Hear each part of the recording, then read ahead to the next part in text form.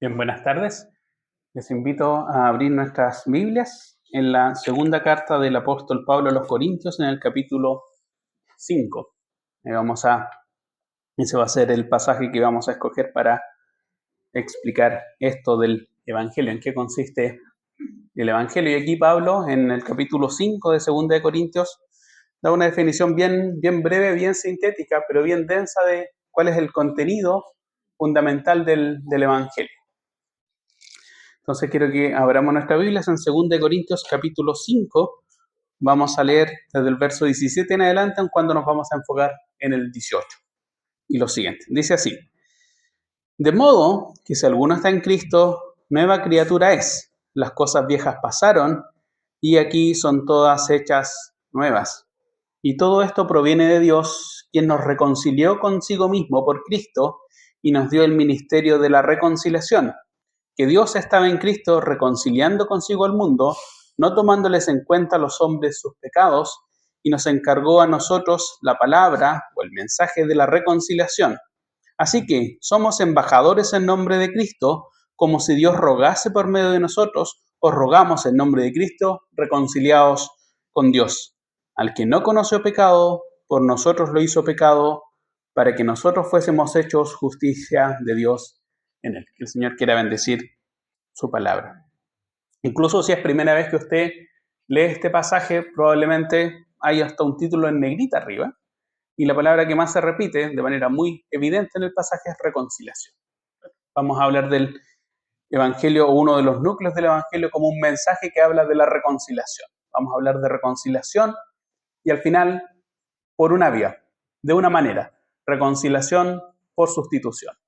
Si uno pudiese definir de manera muy sintética lo que está definiendo acá Pablo, es que el Evangelio consiste en un mensaje acerca de la reconciliación que se lleva o se efectúa a través de una sustitución. Eso es.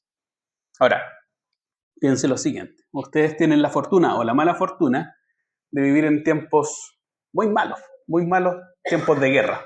La guerra, a diferencia de otras generaciones, no parece ser una realidad como lejana, propia de la historia. La gente que se interesa por el pasado, como yo, dice, no, hay periodos de la historia mundial donde las guerras son mucho más. Ustedes han visto 2 guerras, ya tienen al menos 2 guerras importantes y deben haber otras muchas más. Pero piensen en lo siguiente. Piensen en qué sentido o en qué medida un palestino con un judío o un israelita podrían reconciliarse, o un ucraniano con un ruso. Piensen en la peor cosa que a ustedes le han hecho. A todos nosotros nos han hecho alguien cosa mala, ¿cierto? Y reconciliación tiene que ver con lo siguiente. Voy a partir con una definición en español, más bien de la etimología, de dónde proviene nuestra palabra, para después dar las 2 definiciones que el texto está manejando. Reconciliación tiene que ver con volver a agrupar o a unir una relación que antes había estado bien, había personas que tenían comunión, se ha roto y se ha vuelto a restablecer esa comunión. ¿Se entiende? Hubo un momento donde había amistad, fraternidad, unión. Esa unión se rompe y la reconciliación tiene que ver en cómo se reconstituye, cómo se vuelve a unir esa relación que antes había estado rota. Esa es la etimología de nuestra palabra en español. En griego, que es este texto fue escrito en griego, tiene que ver con 2 dimensiones, con un lenguaje más bien diplomático de guerra. Y aquí sí nos viene al caso la definición de Ucrania y Rusia. 2 países que ya llevan como 4 o 5 años luchando no retóricamente, sino con un nivel extremo de violencia, pero que en algún momento piensan en lo siguiente: se reconcilian. Ese estado de guerra, de enemistad profunda y radical, cesa. Y de ahí en adelante son amigos. Ese es el lenguaje que está ocupando acá Pablo. Un lenguaje más bien diplomático. Hay una situación de guerra, de enemistad, de hostilidad, que se detiene para dar lugar a una relación en adelante de paz. Y en un sentido hebreo, Pablo también ha ocupado esa dimensión, es cómo se recompone la relación entre Dios y los hombres a través de un sacrificio. Reconciliación, entonces, si lo pensamos así, tiene que ver con una situación que antes no era de hostilidad, que se ha transformado en enemistad y que se convierte en amistad. Esos son esos tres pasos. Hubo un momento de unión que se destruye y que después la reconciliación tiene que ver con recomponer ese día. Y esto es lo que está diciendo acá Pablo. Si alguno está en Cristo, nueva criatura es. Las cosas viejas pasaron y aquí todas son hechas nuevas. En un sentido profundo, el Evangelio es una buena noticia porque te pone a ti en un inicio nuevo. Digamos, la historia humana tiene un antes y un después. Nosotros estamos en el 2025 después de Cristo. Cada experiencia de conversión y de salvación también marca un antes y un después. A eso se refiere Pablo con las cosas viejas pasaron y aquí son todas hechas nuevas. Por esa nueva identidad o esa nueva posición tiene que ver con que esa novedad de vida, esa nueva existencia, esa nueva experiencia, va asociado con lo que Pablo describe acá como una situación de reconciliación.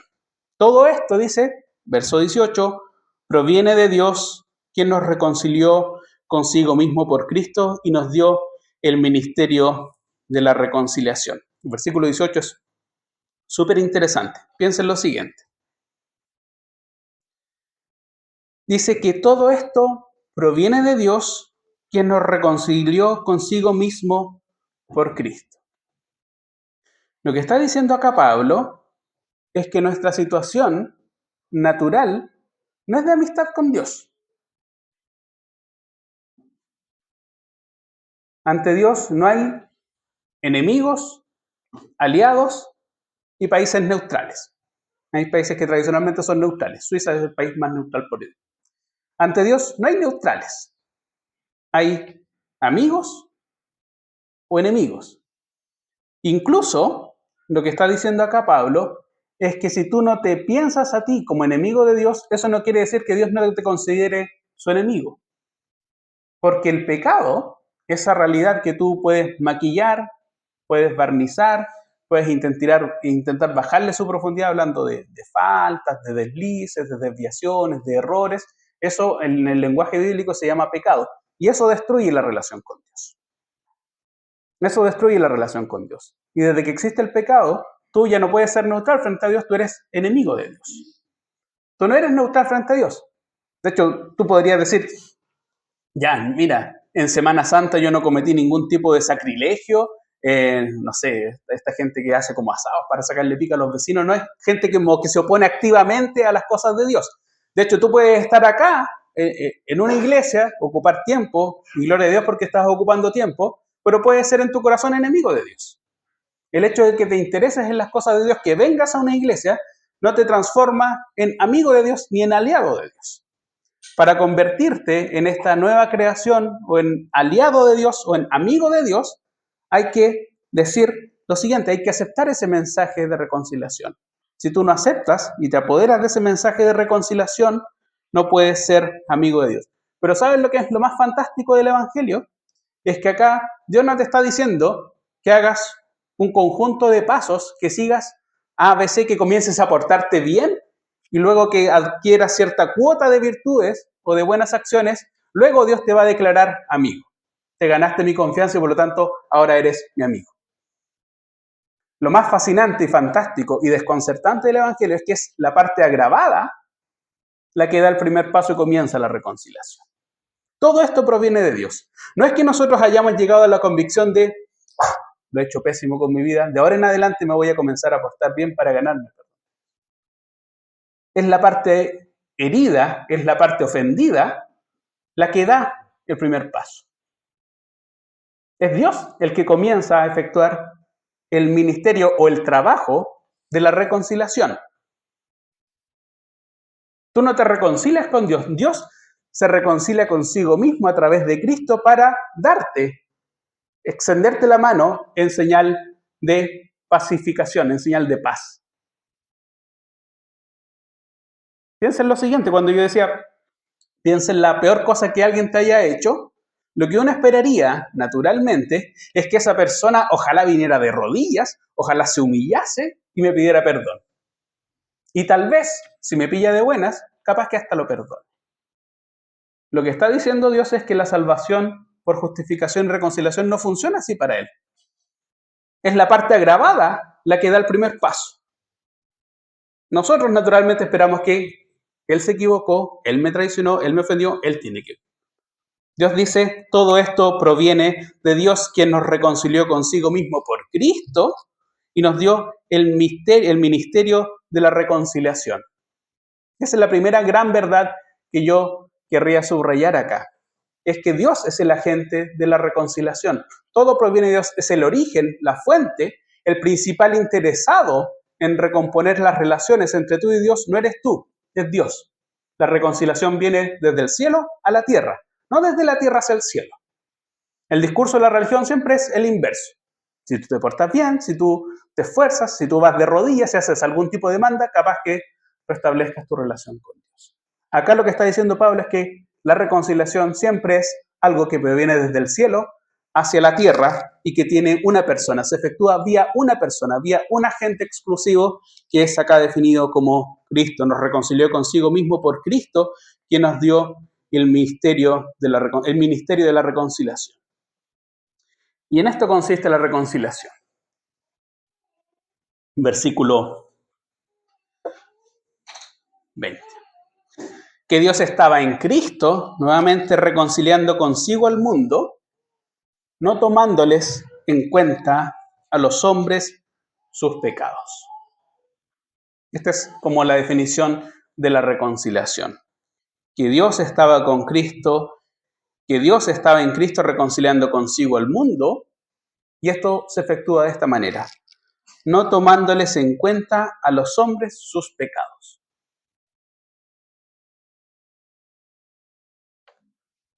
Esto es lo que desconcierta. Esa relación perfecta y armoniosa que la Biblia describe en Génesis, al inicio, vio Dios que todo era bueno en gran manera. Una relación perfecta. Viene el pecado y quiebra esa relación. La ensucia. De ahí en adelante, para todos. Y lo que hace el trabajo de la reconciliación es que Dios mira aquello que estropeó para siempre nuestra relación con Él y no la toma en cuenta para con nosotros. No la toma en cuenta. ¿Significa esto que Dios hizo como un perdonazo, así como ya aquí no ha pasado nada, demos vuelta a la página y sigamos para adelante? Es como un gran perdonazo, como una gran condonación. Hay estudiantes que están esperando la condonación del CAE, no van a pagar hasta que se anuncie el gran perdonazo y ahí todos nos vamos a librar porque existe la deuda, pero vamos a hacer como que no existe. Así uno puede pensar que eso es lo que está diciendo acá. Dios nos reconcilió, no tomándoles en cuenta a los hombres, no tomándoles en cuenta es que uno es consciente de que existe un pecado, una deuda, una falta, está anotada, está registrada y la tacha, ya no existe. Ya no existe para los hombres, pero miren lo que dice.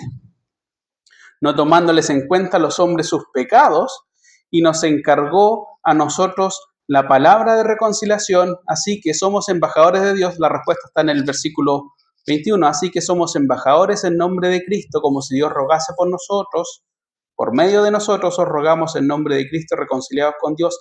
Al que no conoció pecado, por nosotros lo hizo pecado, para que nosotros fuésemos hechos justicia de Dios en él. Volvamos así al versículo 19. No tomándoles en cuenta a los hombres sus pecados. A los hombres no se los tomó en cuenta, por lo tanto no hubo un perdonazo porque alguien sí pagó la cuenta. Alguien sí pagó la factura. Alguien sí se hizo cargo del pecado. Lo que dice la Biblia es que a nosotros no nos imputó ese hecho. Pero Dios, como es santo, no puede dejar eso impune, sin castigo. El versículo 21 demuestra por qué acá estamos hablando de reconciliación, pero por sustitución. El mensaje del Evangelio consiste en reconciliación, que Dios es el principal interesado, por eso es una buena noticia, es el principal interesado en recomponer esa relación rota por el pecado y lo hace a través de algo muy específico, sustitución. No te toma a ti en cuenta el pecado, pero alguien paga la cuenta por ti. Y esa persona es Cristo. Y lo hace a través de la sustitución. Ese es el enigma del versículo 21. Y hay dos cuestiones acá, hay como dos intercambios. Hay un coro que capaz que podrían cantar al final, que es glorioso intercambio. Casi que uno podría titularlo chocante intercambio, porque es el peor intercambio que uno podría hacer en términos de costo-beneficio, si somos como criaturas racionales o economistas, es el peor intercambio. Pero es glorioso intercambio porque somos los principales beneficiados. Esto es, al que no conoció pecado, por nosotros lo hizo pecado. Por nosotros fue tratado como pecado. Por nosotros fue tratado como pecador. Por nosotros fue tratado como el peor de los pecadores. Es relativamente fácil predicar el Evangelio después de Semana Santa porque el mundo anda como sensible. Pero la cruz es eso. La cruz es que es el momento donde al Hijo Santo y Perfecto de Dios se lo trata no como un pecador, como el peor de los pecadores. No todos los pecadores mueren en la cruz. Quienes mueren en la cruz son, a los ojos del mundo, los peores de los pecadores. De hecho, es tan evidente esto que el Señor Jesús no muere solo, muere acompañado de dos ladrones, y ellos dicen, yo sé por qué estoy acá. Claramente, esta es la consecuencia natural de mis actos. Yo estoy acá recibiendo la recompensa. Yo me porté de esa manera y por lo tanto la cruz es la consecuencia necesaria. Para todo el mundo la cruz es el castigo no para un ladronzuelo, sino para el peor de los malhechores. Y lo que está diciendo acá es que había uno, durante toda la historia de la humanidad, se han crucificado muchas personas, pero hubo un momento donde había uno, y solo uno, que no merecía estar ahí. Y esa persona se llamaba Jesús. El que no conoció pecado, no conoció, nunca tuvo relación, nunca cometió, no tenía nada que ver, fue tratado, por el contrario, como el peor de los malhechores. Y dice ahí, por nosotros. Por eso es sustitución. Jesús fue tratado en la cruz como el peor de los malhechores, no por un error procesal, jurídico, sino porque tomó tu lugar, por nosotros. Tú deberías estar en esa cruz. Y lo que dice la Escritura es que nuestra reconciliación se efectuó en esa cruz porque Él, que no debía estar ahí, tomó el lugar tuyo, tomó el lugar mío. Para hacer otro milagro. Esto es desconcertante. Nosotros, Él no hizo ningún mal. Eso es una de las cosas que reconoce uno de los ladrones al lado de la cruz. Nosotros sí, pero Él no. Él no tenía nada que ver. El que no conoció pecado por nosotros lo hizo pecado para que nosotros, aquellos que debíamos estar ahí, esta es la consecuencia de esa sustitución, fuésemos hechos justicia de Dios en Él. Por eso hablaba de un intercambio desconcertante. Tú, el peor de los pecadores, yo, el peor de los pecadores, Jesús toma mi lugar en la cruz. Y es tratado como el peor de los pecadores en la cruz. Y en contraposición, yo, que no tenía ningún tipo de justicia en mí, no había ni buena obra que yo pudiera hacer, totalmente enemigo de Dios por mi pecado, mire lo que se dice, nosotros fuésemos hechos justicia de Dios en Él. Otro pasaje de la Biblia dice, el justo por los injustos para llevarnos a Dios. Entonces, por eso Pablo va a decir en el verso 20, nosotros somos embajadores de Cristo y tenemos un mensaje. Somos representantes de Cristo y tenemos un mensaje. Como si Dios nos impulsase por medio de nosotros, os rogamos en nombre de Cristo, reconciliados con Dios. Rogamos acá podríamos cambiar el sentido, porque no es que Dios esté suplicando por tu reconciliación. Nosotros tendemos a asociar la idea de rogar con una súplica lastimera de rodillas, por favor. Dios no está de rodillas, Dios no está suplicándote que por favor te reconcilies. Ese no es el mensaje. Es más bien, rogar es anunciar con un sentido de urgencia que si no te reconcilias con Él, tu destino ya está escrito. Tu destino ya está escrito. Y tu destino, tú tienes dos alternativas. O tienes vida nueva y por lo tanto participas de la gloria con Él, o continúas, como dice el verso 17, como tu vieja naturaleza y también con la paga asignada a esa vieja naturaleza que es estar desterrado por los siglos, por la eternidad, de la presencia de la gloria de Dios, recibiendo por lo de mismo la condenación eterna, la consecuencia de tus actos. Por eso Pablo va a decir, les rogamos, como les imploramos en un sentido de que sé consciente de la urgencia de este mensaje. Este es un mensaje urgente. Reconcíliate con Dios. No está suplicando que te reconcilies con Dios. Más bien lo que está diciendo acá Pablo es que sé consciente del sentido de urgencia, del sentido de importancia del mensaje del Evangelio, que casi podría ser sintetizado, resumido en esta frase. Reconcíliate con Dios. Y la reconciliación, ya lo hemos dicho, y con esto voy terminando, no consiste en que de aquí en adelante tú comiences a hacer buenas acciones.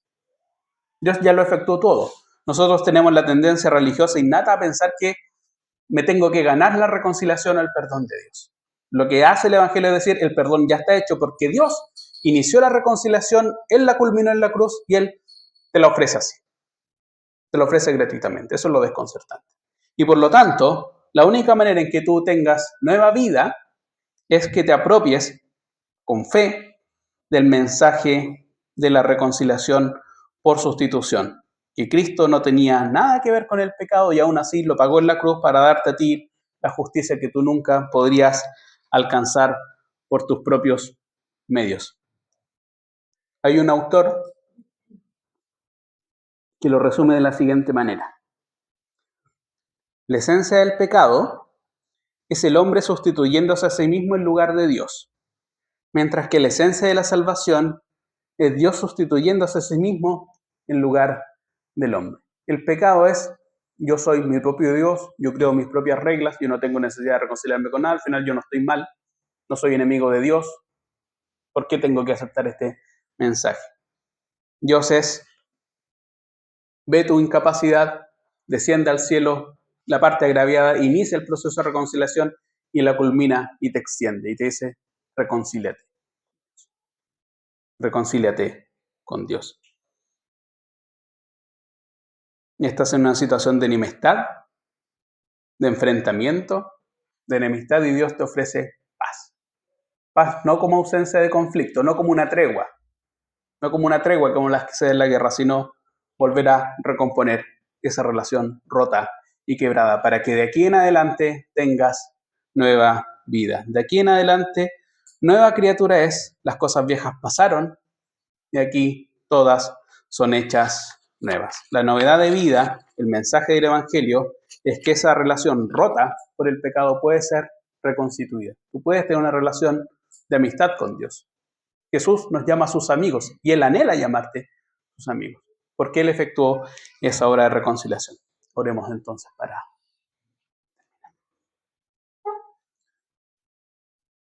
Padre Santo, Dios bendito, te damos las gracias por el mensaje del Evangelio, porque esto no tiene que ver con nosotros, ni con nuestras capacidades, ni con nuestra religiosidad, ni con nuestros esfuerzos vanos, Señor, estériles, sino más bien contigo, Señor, dando el primer paso, contigo siendo el agente de la reconciliación, contigo queriendo restituir y restablecer esa comunión perfecta con tus criaturas. Gracias, Padre, porque a nosotros no nos costó nada, porque el mensaje del Evangelio insiste en que Dios no nos tomó en cuenta a nosotros nuestros pecados, pero los cargó en el Santo Hijo tuyo, en Cristo, en la cruz, para que nosotros, aquellos que no podíamos alcanzar justicia, pudiéramos ser hechos justos ante tus ojos. Ayúdanos, Padre, a ser conscientes del sentido de urgencia que tiene esta súplica tal como se plantea en el Evangelio, Señor, que Dios dice, reconciliados con Dios. Ayúdanos, Padre, a apoderarnos de esta invitación, a hacerla nuestra, a actuar por fe y a reconocer en ti el único y suficiente Salvador de nuestras almas. Permite que podamos tener una reunión en paz, que sea provechosa y de edificación. Te damos también las gracias por los alimentos y esto lo pedimos en el nombre del Señor Jesús. Amén.